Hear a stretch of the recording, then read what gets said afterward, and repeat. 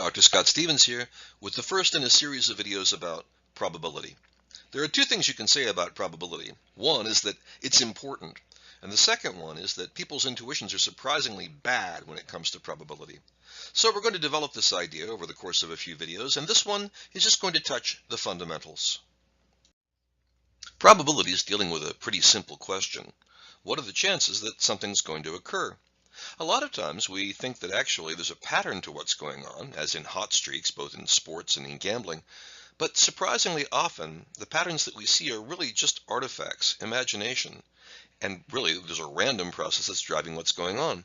In business, this can be important because there are a number of places where probability or chance play a role, like supply chain management, or how long you have to wait in a waiting line, or system failures, when a system breaks down, and how long it'll stay down when it's down. Financial investments, how about a portfolio? How likely is it to lose money or to make money, and how much? In fact, anytime that you're trying to forecast the future, you're probably going to be engaging tools that include probability. If you understand the randomness inherent in the situation that you're trying to deal with, it can help you to make better plans about what you want to do about it. Without that information, you tend to engage in wishful thinking, simply hoping that things work out the way that you like. If you're dealing with a business situation and you want to make good decisions, there's one thing you simply can't ignore. You've got to pay attention to risk. If you face a situation that you've faced a lot of times in the past, your intuition is probably guided by your sense of probability, and you can probably make a good decision without doing some calculations. But frankly, getting outside of that realm, we don't always make the best decisions. So we need something a little bit more than just our gut feeling about what we should do. Let me see if I can convince you of this, and let us both have a little fun, and teach you a little bit about basic probability with a game I'm proposing.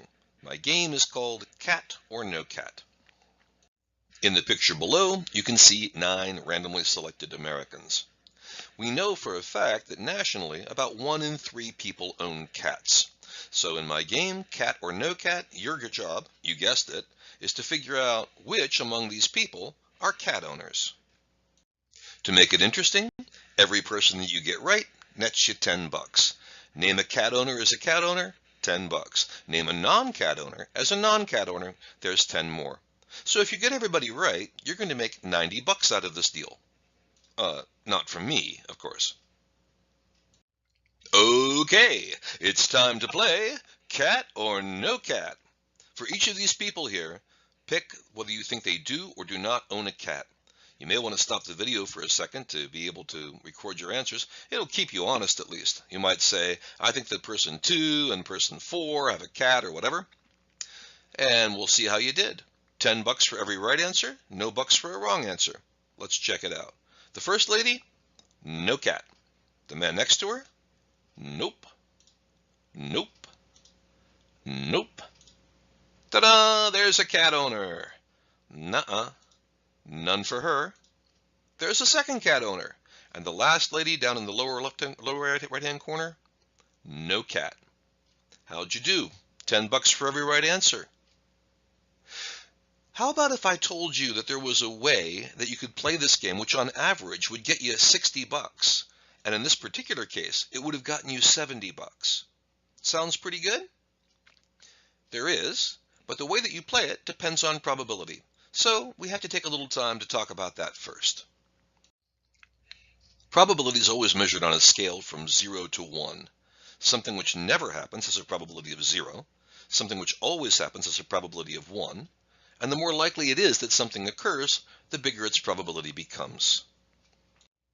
So for example, if you're flipping a fair coin, we'd say that the probability of it coming up heads is 50% or 0.5.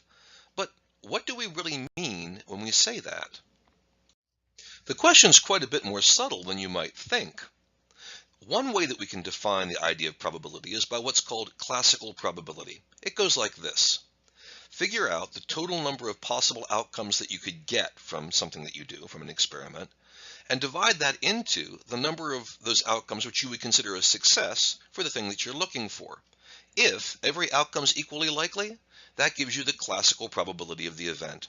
So if we're talking about a coin flip, for example, there are two possible outcomes that are equally likely, heads and tails, and a head is one of those two. So the chance of getting a head is 1 out of 2, or 50%.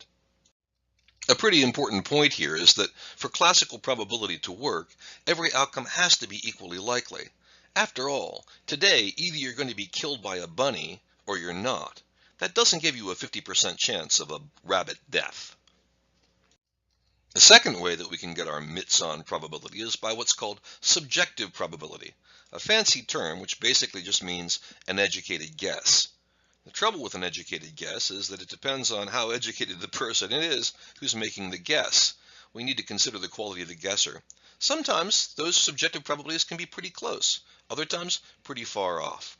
For example, if we wanted to know how likely it is that we'll cure AIDS by 2030, you'd get a more reliable estimate from someone working in the field than you would, for example, by me.